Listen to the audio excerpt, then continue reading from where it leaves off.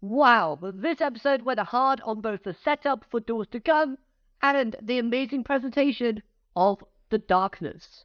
The music, the animation, the character expressions and emotions, everything that they showed was fantastic. And today we're talking about everything that was involved in episode 73, plus more. So diving right into things, I was a bit surprised to see the dueling matchups that we were given, as the three organisers of this tournament decided to gate crash this tournament stage and prove themselves that they are the best.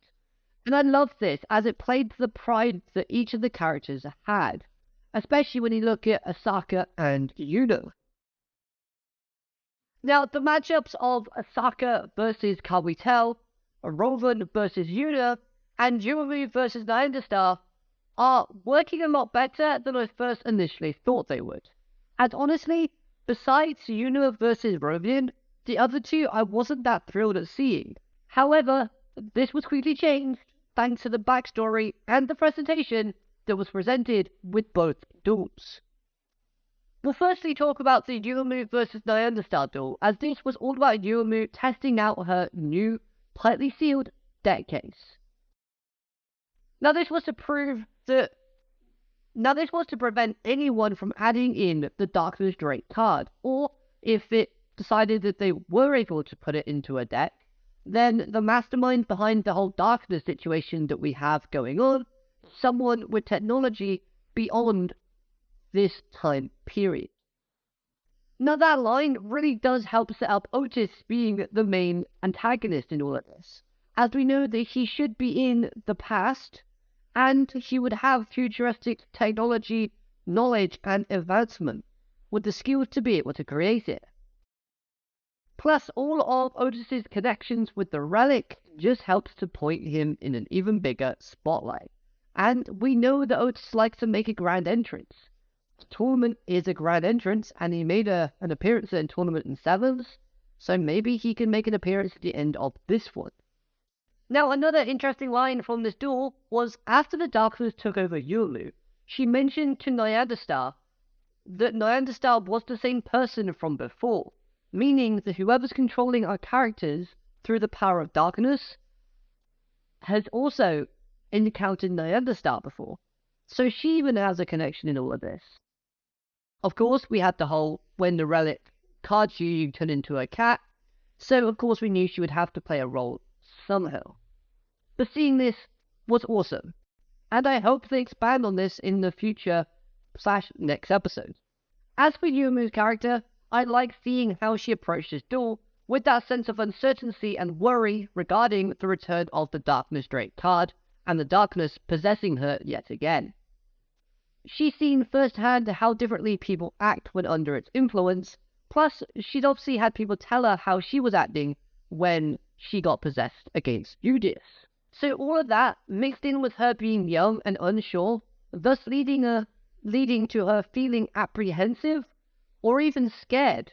Now this kind of emotional display from Yumu at the start of the episode was actually different than the character that we've come to know, but also it makes a lot of sense. We got to see more of the Yuki and Yumu bedroom conversation. And this was great as well, as it really does help emphasize the respect and bond that these two twins share for each other.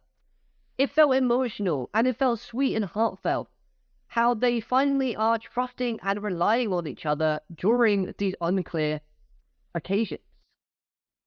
As this showcases the growth for both Yuki and Yumu, as during the start of Go Rush, Yuki was a very carefree, jolly, joyful, and kind of sporadic type of character, but now he's grown and matured to the point where Yumu feels comfortable with having Yuki saving her and telling Yuki about her plans and what she has going on in her own mind.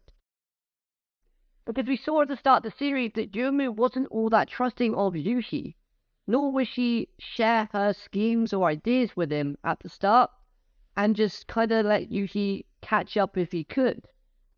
So yes, this was very much needed to be shown, and I loved the fact that we got this growth from both characters. It's wholesome to see, and again, it just makes every character better when they get development. So over the past few episodes, we've seen his personality and maturity grow. So now it's time for Yuhi to cement that dueling growth, as a massive obstacle in the fall of Yugioh stands between himself and him getting to Yuumu. As a side note for Yuumu's character, I loved how even when she summoned Red Boot Dragon, there was still that sense of nervousness in the tone and the voice acting. It wasn't the kind of jolly, hyped up sort of version that we had. That little twist was very welcome. Now this is how I see the duels that we've got going on concluding. I see Yuumu winning while being controlled still. Can't we tell getting the win against Asaka, which is something I never thought I would say. While Rovian sadly beats Yuna, however, this is the duel that I'm most looking forward to. And then we have Yuhi beating Yugioh. Thus leading us to Yuhi versus Yuumu in a duel to get her back, which he would have to win, unfortunately. Kawitel would then lose to Rovian, as he should, while Udius is still looking for his opponent, or struggling to hold back his darkness against Phaser. Now returning to the duels, let's talk about the Asaka versus Kawitel, as this was a duel that, thanks to the power of darkness, over-delivered, as the tone of the whole episode just dramatically shifted when Asaka became possessed. It went from this light-hearted comedy skit where the two were battling over who could, outthink each other in terms of their first encounter, to this sense of, Darkness Asaka is a badass. Now it's unclear if the comedy skit was a JoJo's reference, but I digress. It was nice seeing a bit of lore between Asaka and Kawitel, learning how they met. And as a backstory, it was odd, yet suitable for both characters involved, as Kawitel is a keeper of research that would want access to high-level technology/resources that the Mutsuma family would have in their possessions. So it makes sense that he would kind of manipulate a situation to where he would be able to gain access to that. Yet, Asaka is a character or person who wouldn't like lukewarm water and would gladly get rid of it anywhere. But then when sees an opportunity to capitalize on things, she would actually go for it, even if it included making someone indebted to her. Any chance or situation she can get someone to be under them so she had power over them, thanks to that pride of hers, she would do anything to achieve that.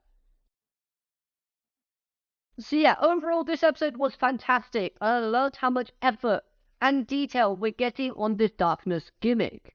The animation is top quality with it. The characters' emotions and sort of facial expressions are stunning. The OST is perfect, and it helps massively when building up tension and hype when the characters go into darkness. So let me know your thoughts on this episode in the comments down below, and don't forget to subscribe to the channel for more things Yu-Gi-Oh! In the future. Have a great day, arigato, matane, goodbye.